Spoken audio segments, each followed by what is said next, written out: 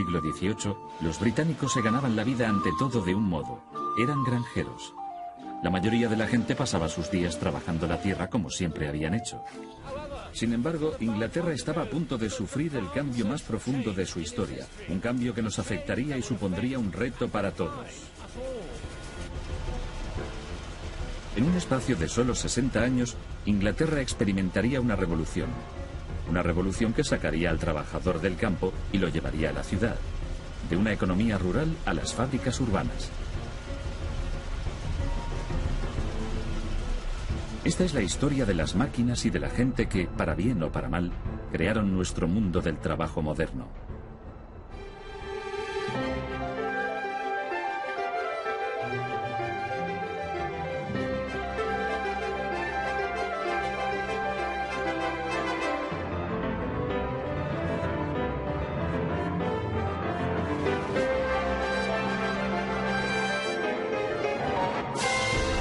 ¿Qué hizo la revolución industrial por nosotros?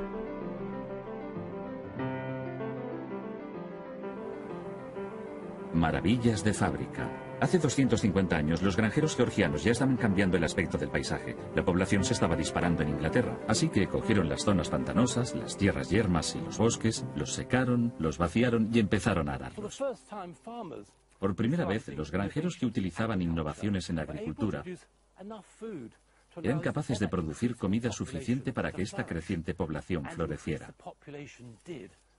Y la población creció con fuerza. En 1750, en Inglaterra, había 5,5 millones de personas. En 1850, la población había aumentado a más de 16,5 millones. Absolutamente increíble. Con tanto crecimiento de cultivos y gente, las viejas tecnologías ya no podían dar abasto. Los molinos de harina en particular querían mejorar su máquina más importante, la rueda hidráulica. Usada desde la época de los romanos, la rueda hidráulica seguía siendo la principal fuente de energía, pero era el centro de un cada vez más acalorado debate. Había dos diseños básicos, la rueda impulsada por abajo y la misma rueda impulsada por arriba. Unos pretendían que la rueda impulsada por abajo era 6 veces más eficiente que la rueda impulsada por arriba. Otros insistían en que la rueda impulsada por arriba era 10 veces mejor. En 1752, un constructor de instrumentos científicos, John Smeaton, se atrevió a intentar resolver el asunto con la ciencia. A los 27 años, Smeaton recibió el encargo de construir un molino de agua. Era todo un acontecimiento porque él nunca había construido uno antes. Para decidir qué diseño utilizaría en su molino de encargo, Smeaton construyó un sofisticado modelo de madera. Este le permitía testear la cantidad de energía ejercida por la rueda hidráulica impulsada por arriba y por la rueda hidráulica impulsada por abajo en el mismo marco de madera con la misma altura de caída de agua.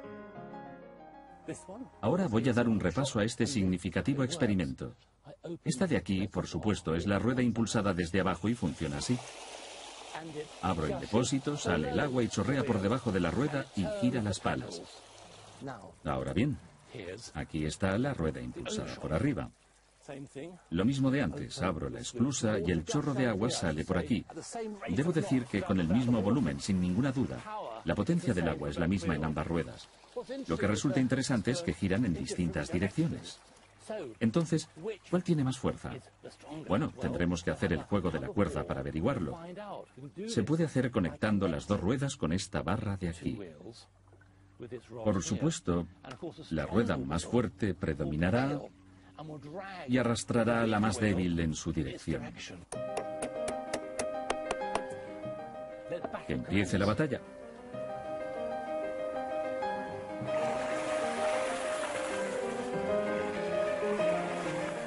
La rueda hidráulica impulsada por arriba va en la dirección que debería ir y arrastra a la rueda impulsada por abajo con ella. Está claro, la rueda impulsada por arriba es más potente. Aquí está la ganadora.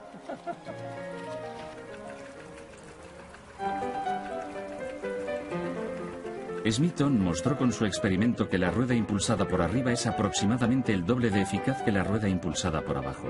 La clave es la gravedad. La energía de la rueda impulsada por arriba es mayor porque cae desde arriba. No queriendo precipitarse en sus conclusiones, Smeaton tardó 6 años en publicar sus hallazgos. Los detalles de su análisis me han dejado un poco desconcertado, pero asombró a sus coetáneos. Con esta prueba científica y el análisis del resultado, Smeaton presentó un argumento sólido sobre la eficacia de máquinas que otros podrían continuar. Smeaton realmente había puesto los cimientos para la moderna profesión de la ingeniería civil. En manos de otro hombre, Richard Arkwright, la revolución daría el próximo paso crucial. Arkwright tenía una máquina totalmente nueva que funcionaba con la rueda hidráulica impulsada por arriba de Smeaton. Estaba escondida en un valle remoto de los Peninos en Derbyshire, como en una fortaleza. No quería que nadie viera lo que tenía allí dentro. La máquina secreta de Arkwright transformaría la manufactura de la industria campesina tradicional que se había mantenido intacta durante generaciones. El hilado de algodón. Para producir hilo de algodón a mediados del siglo XVIII, el algodón en crudo se hilaba en la rueca tradicional. El hilador primero sacaba las fibras de algodón y al mismo tiempo las juntaba con un giro y las introducía en la punta del huso. Entonces, la hebra que salía se tejía de nuevo en un huso. Era una labor de trabajo intensivo, muy especializado, pero requería mucho tiempo y solo producía un hilo muy frágil. La máquina de Arkwright cambiaría todo esto. La historiadora textil Anna Benson nos puede explicar cómo. Y ahora, Ana, aquí hay algo bastante diferente, una máquina que revolucionó la producción de hilo, el marco giratorio movido por agua de Arkwright, una cosa maravillosa. Ana, ¿puedes contarme cómo funciona este marco giratorio movido por agua? Quiero decir, lo que veo aquí es casi igual que el algodón natural que tenías allí en la mano, ¿verdad? En esta máquina, todos los procesos que he hecho en la rueda grande se hacen al mismo tiempo. Así que ponemos este algodón aquí detrás y estos rodillos están ajustados para ir a diferentes velocidades. El de atrás va más lento que el de delante. Y este trocito que yo estaba haciendo en la rueda grande se hace aquí. Va sacando las fibras de forma que cada vez es más fino. De acuerdo. Ahora puedo ponerlo en funcionamiento para ver lo que quieres decir. Tengo la rueda girando a mi ritmo y luego pongo en marcha el mecanismo así y... Ah, allá vamos. Es fantástico, lo hace todo a la vez. Lo va cogiendo, hilando y tejiendo. Años antes se habían patentado unos rodillos de ajuste, pero fue el genio de Arkwright quien creó el sistema para que estos rodillos de ajuste funcionaran. Entonces, obviamente, está haciendo más hilo más deprisa y también, a mi entender, la calidad es mejor. De hecho, era tan bueno y tan fácil de producir que Arkwright podía pensar en grande. Pero imaginad no solo 4 bobinas cargadas con hebra, sino 96 y no movidas a mano, sino con una rueda hidráulica. Y efectivamente, no solamente 96, una fila tras otra de máquinas como estas, un piso encima de otro.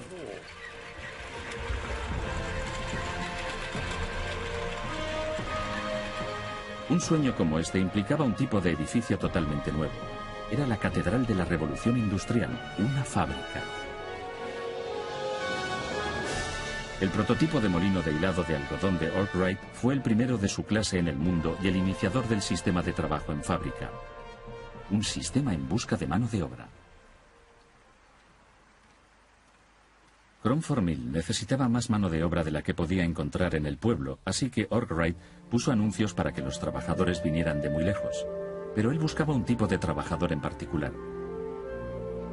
Dado que el marco giratorio movido por agua había convertido ese trabajo de habilidad en un sencillo juego de niños, Arkwright necesitaba principalmente mano de obra no cualificada. Puso anuncios para familias, de forma que tendría como empleados en su molino, por muy poco, a mujeres y niños. Para darles alojamiento, la primera ciudad molino crecería junto al molino. Arkwright hizo una iglesia, un bar, un mercado e incluso una escuela. Pero quizás el mayor incentivo para atraer a que vinieran familias de otras zonas era el buen estado de las viviendas. Durante los años 1770, Arkwright construyó estas casas en North Street para su mano de obra. Son realmente bastante alucinantes. Comparado con la vivienda media de la clase obrera en la época, esto es realmente algo muy especial. La gente que haya vivido aquí, los pobres o incluso muy pobres, urbanos o rurales, habrán estado realmente fascinados por este alojamiento palaciego. Esto tuvo que haber sido un gran incentivo para trabajar en el molino. ¿Y cómo trabajaban? De día y de noche.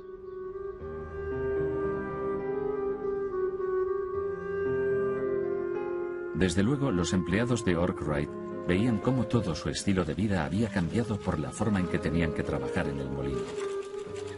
Para sacar provecho de su inversión, Arkwright dirigió esta fábrica de Cromford para que funcionara las 24 horas. Y así empezó el trabajo por turnos. El tiempo era dinero. Esto era altamente productivo, pero un lugar un poco preocupante. La mano de obra trabajaba duro durante muchas horas fijas, que se hacían cumplir con amenazas de castigos y multas. Niños exhaustos trabajaban duro en turnos de 13 horas, día y noche, 6 días a la semana. La máquina dictaba el ritmo de vida. Y este era el precio que los empleados pagaban por un pequeño, aunque seguro salario. Su patrón, Arkwright, por otra parte, estaba ganando una fortuna. Concedió licencias de su patente tecnológica del marco giratorio movido por agua, pero solo en cantidades de 1000 usos, así que cualquiera que quisiera utilizar la máquina también tenía que montar una fábrica. 18 años después de haber creado Cromford, había más de 140 molinos funcionando con marco giratorio movido por agua repartidos por todo el país. Pero la fábrica todavía estaba lejos de alcanzar su pleno potencial. Solo una cosa podría cambiar eso: el vapor. Todo empezó con un hervidor de agua. La tía de James Watt estaba enfadada. Antes que leer un buen libro, el chaval de 15 años se sentaba en casa todo el día observando cómo hervía el hervidor. Levanta la tapa, mira dentro, ve el vapor que sale, ve el vapor condensado en el interior de la tapa. Ahora, lo que la tía tomó por holgazanería era en realidad el gran interés de un joven científico, un hombre que, en su día, inventaría el primer motor de vapor realmente eficiente. James Watt se hizo mayor y llegó a ser un constructor de instrumentos científicos en la Universidad de Glasgow. Un día le pidieron que reparara un modelo de uno de los primeros motores de vapor, el motor Newcomen. El modelo se había quedado literalmente sin vapor. El motor Newcomen se había estado usando desde principios del siglo XVIII. Era usado principalmente para bombear agua de las minas, pero no funcionaba muy bien. El motor funcionaba por el principio del vacío, creado por la condensación de vapor en un solo cilindro. Sin embargo, consumía una enorme cantidad de carbón para producir bastante poca energía. Ahora, el problema con este motor es que ese vapor tenía que ser inyectado y condensado en el mismo cilindro. Esto significa que por cada golpe del pistón el cilindro tenía que ser calentado y enfriado, calentado y enfriado, calentado y enfriado. Esto hacía que la máquina fuera realmente muy ineficiente. Watt arregló el modelo, pero batalló con el problema de su ineficiencia durante más de un año. Entonces fue a dar un paseo por un campo de golf de Glasgow.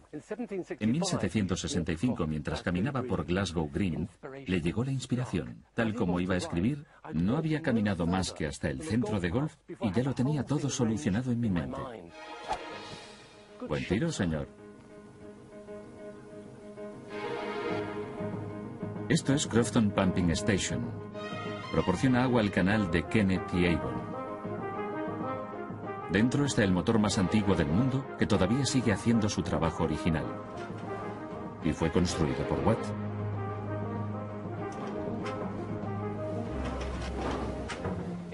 En el motor Newcomen, el vapor era inyectado y condensado en el mismo cilindro, haciendo que fuera realmente poco eficiente.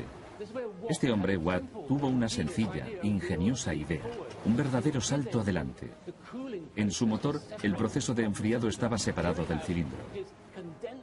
Y aquí tenemos este condensador, aquí abajo, algo maravilloso, lo cual significa que el cilindro de arriba permanecía caliente todo el tiempo. El vapor del hervidor entra por el cilindro de la parte superior, empujando hacia abajo al pistón de dentro. Al final del recorrido, la presión del cilindro es ecualizada, y el peso natural de la barra de la bomba tira del pistón hacia su posición inicial. Mientras sube, una válvula libera el vapor dentro del fondo del cilindro. Con cada golpe descendente, este vapor es recogido en el condensador separado donde queda condensado. Este proceso crea un vacío que hace bajar el pistón cuando el vapor de arriba lo empuja hacia abajo.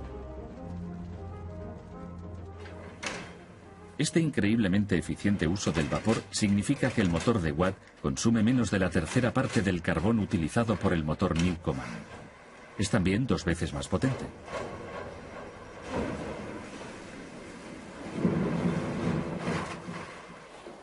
La impresionante fuerza de este motor levantaba 1 tonelada de agua con cada golpe.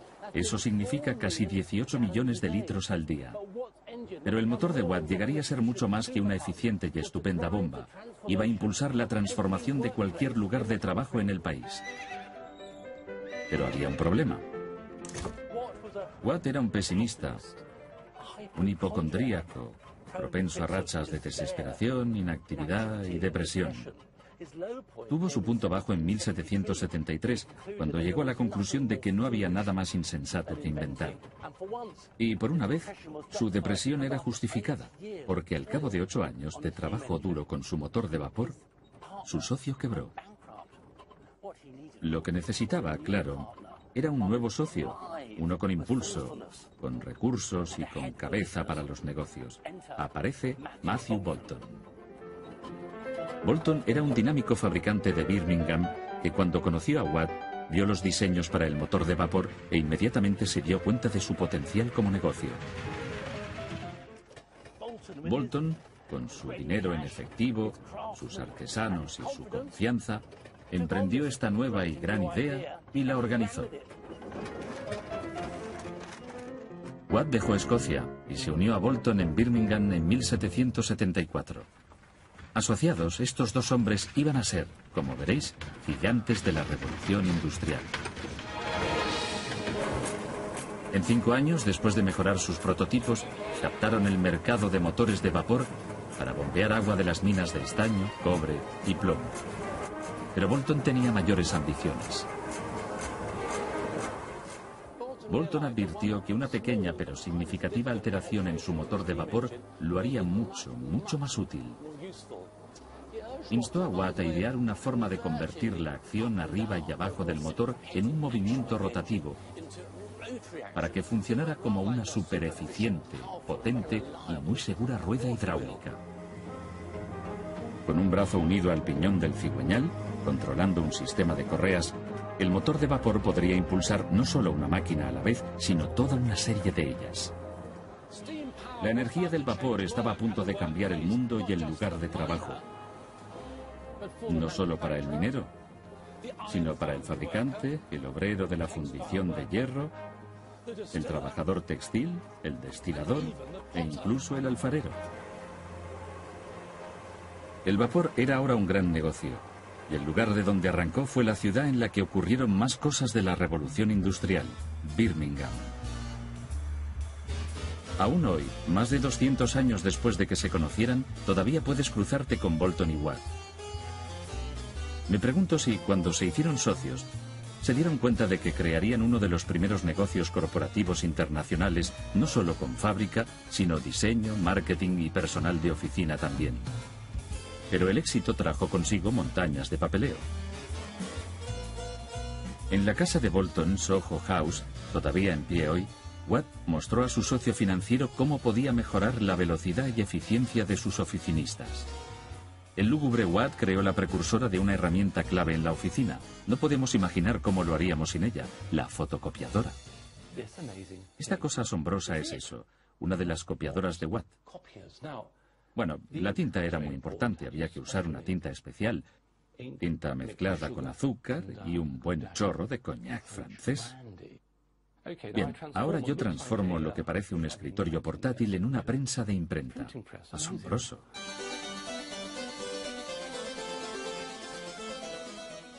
Bueno, ahora voy a hacer una copia de mi carta. Watt me da estas instrucciones. Cubra la carta escrita con tinta especial con una hoja de papel copiativo cuidadosamente humedecida y coloque ambas entre 2 trozos de cartulina. Luego, enganche la manivela al rodillo, inserte la carta intercalada en el cartón y finalmente pase la prensa por encima 2 veces. Vamos a ver. Cielos, asombroso. Una copia, no muy limpia quizás, pero puede ser que yo no haya puesto muy bien la tinta o el tipo de humedad adecuada en el papel. Pero de todas formas, una muy buena copia. Y bueno, aquí está. Mr. Watt lo hizo, inventó la primera máquina copiadora. La prensa copiadora de cartas era sencillamente un éxito de ventas. La fábrica de Bolton en Birmingham era un productor consolidado de una gran variedad de artículos. Su único argumento de venta era su soberbio y constante nivel de calidad. Objetos de plata asombrosamente bellos, hebillas, medallas, joyas y, sobre todo, botones. Incluso el rey y la reina eran clientes, y con los británicos georgianos de todo el país siguiendo la moda, la demanda de botones era alta.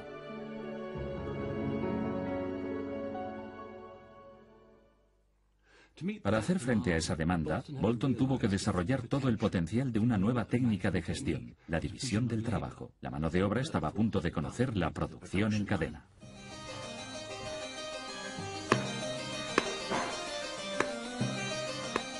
La genialidad de Bolton fue acabar con las etapas de producción. Uno que visitara su fábrica veía cómo, en lugar de emplear una sola mano para producir un botón, trabajadores con habilidad y sin ella realizaban diferentes partes del proceso, ya sea redondear, estampar, cortar, grabar o dorar.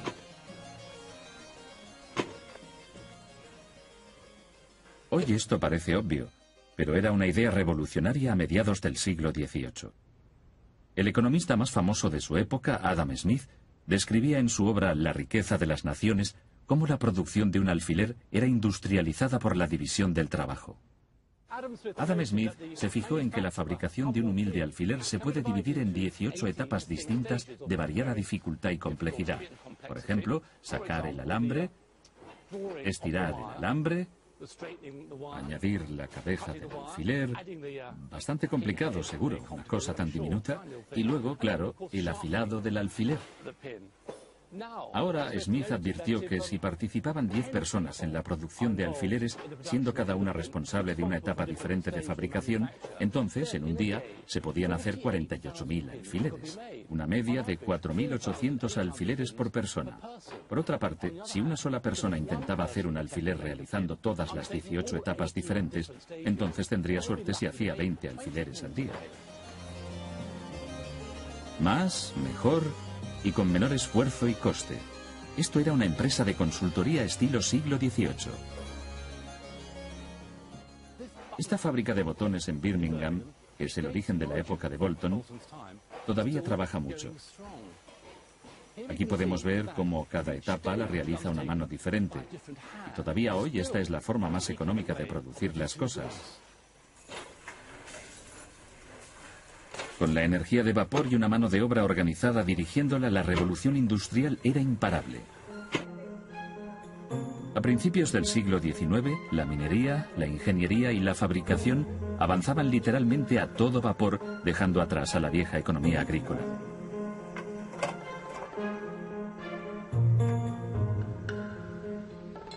Con la energía del vapor a su disposición, los patronos ya no estaban limitados a la energía del agua que proporcionaban los remotos ríos rurales. Podían estar en cualquier parte. Y con una fábrica tras otra, se fueron extendiendo en las nuevas ciudades industriales. Esto era el progreso, pero para muchos tenía una cara oscura y satánica. La industrialización tuvo lugar con muy poca intervención por parte del gobierno. Los industrialistas, los patronos, podían, en su búsqueda de amplios beneficios, hacer realmente lo que quisieran. No hubo leyes efectivas para proteger los derechos de los trabajadores hasta los años 1840, y los sindicatos, bueno, eran prácticamente inexistentes. El jefe tenía al trabajador casi a su merced, y ninguno era tan vulnerable como el tejedor. Más que ningún otro trabajador, el tejedor experimentaba la gloria y la miseria del progreso industrial. Al empezar la revolución industrial, la mecanización le había hecho rico. Las máquinas de hilar habían hecho bajar el precio del algodón y mantenían al tejedor trabajando constantemente mientras intentaba satisfacer sin parar la demanda de tejidos nuevos y baratos. Ahora la mecanización le había alcanzado en habilidad. Los nuevos telares mecanizados, impulsados con vapor, harían que el tejedor perdiera su empleo. Manejados por gente sin preparación, los telares mecanizados podían hacer el intrincado trabajo del tejedor mucho más rápidamente y más barato. Sencillamente, él no podía competir. Los patronos usaban la competición con los telares mecanizados para bajar los salarios de los tejedores.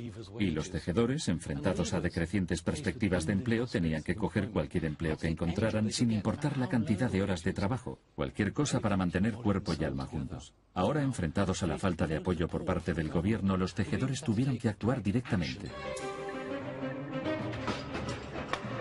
En los años 1820 el proceso industrial estalló en todos los nuevos distritos textiles de Inglaterra. Pero la protesta fue en vano. Los tejedores de Inglaterra, enfrentados al hambre, llegarían literalmente a desaparecer. Fueron 250.000.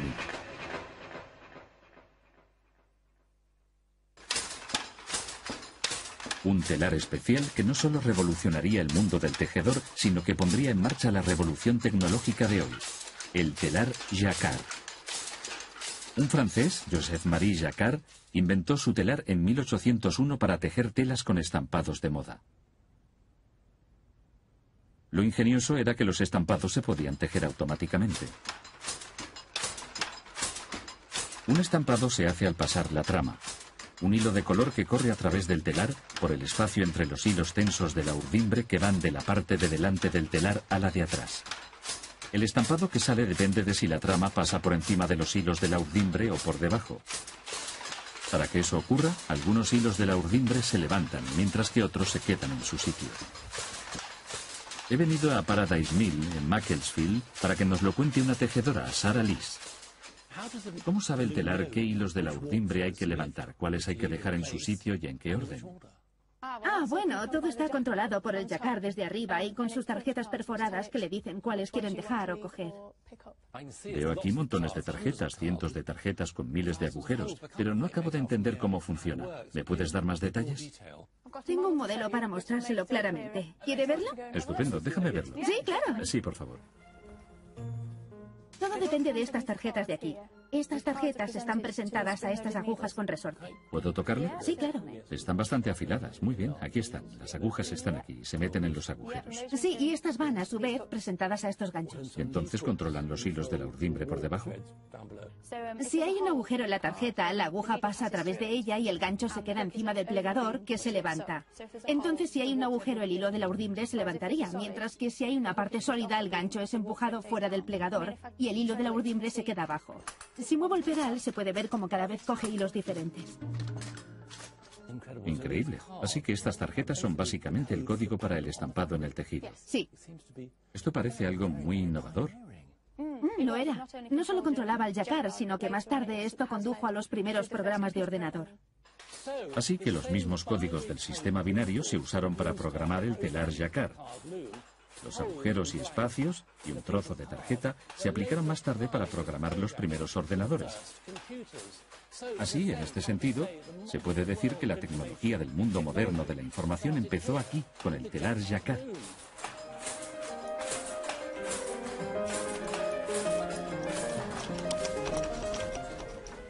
Muchos rasgos clave de nuestra vida laboral de hoy en día. La corporación centralizada, el trabajo en cadena, la línea de producción, la fotocopiadora, incluso el ordenador. Todos ellos. Está claro, la rueda impulsada por arriba es más potente. Aquí está la ganadora.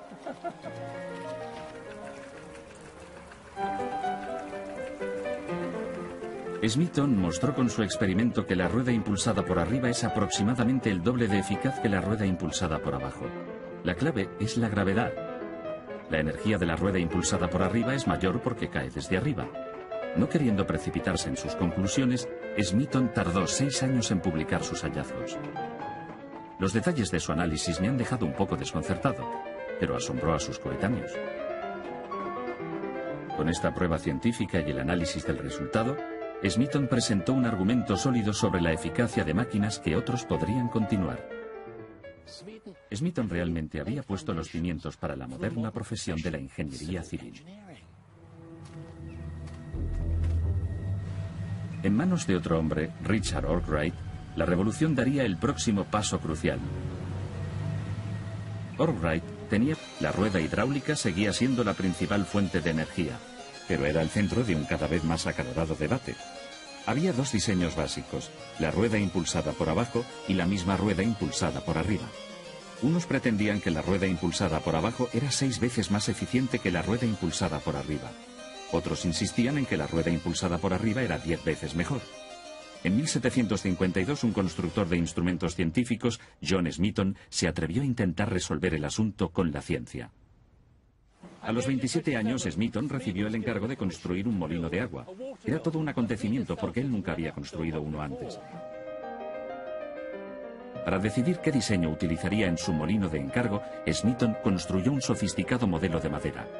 Este le permitía testear la cantidad de energía ejercida por la rueda hidráulica impulsada por arriba y por la rueda hidráulica impulsada por abajo en el mismo marco de madera con la misma altura de caída de agua. Ahora voy a dar un repaso a este significativo experimento. Esta de aquí, por supuesto. ¿Qué hizo la revolución industrial por nosotros?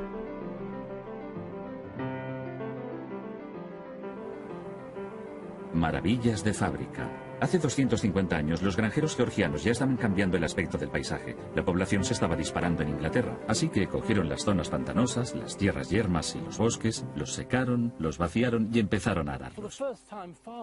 Por primera vez, los granjeros que utilizaban innovaciones en la agricultura eran capaces de producir comida suficiente para que esta creciente población floreciera. Y la población creció con fuerza. En 1750, en Inglaterra, había 5,5 millones de personas. En 1850, la población había aumentado a más de 16,5 millones. Absolutamente increíble. Con tanto crecimiento de cultivos y gente, las viejas tecnologías ya no podían dar abasto. Los molinos de harina en particular querían mejorar su máquina más importante, la rueda hidráulica. Usada desde la época de los romanos, es la rueda impulsada desde abajo y funciona así. Abro el depósito, sale el agua y chorrea por debajo de la rueda y gira las palas. Ahora bien, aquí está la rueda impulsada por arriba. Lo mismo de antes, abro la esclusa y el chorro de agua sale por aquí. Debo decir que con el mismo volumen, sin ninguna duda. La potencia del agua es la misma en ambas ruedas. Lo que resulta interesante es que giran en distintas direcciones. Entonces, ¿cuál tiene más fuerza?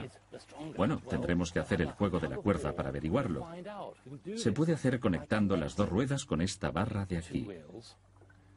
Por supuesto, la rueda más fuerte predominará y arrastrará a la más débil en su dirección. Que empiece la batalla.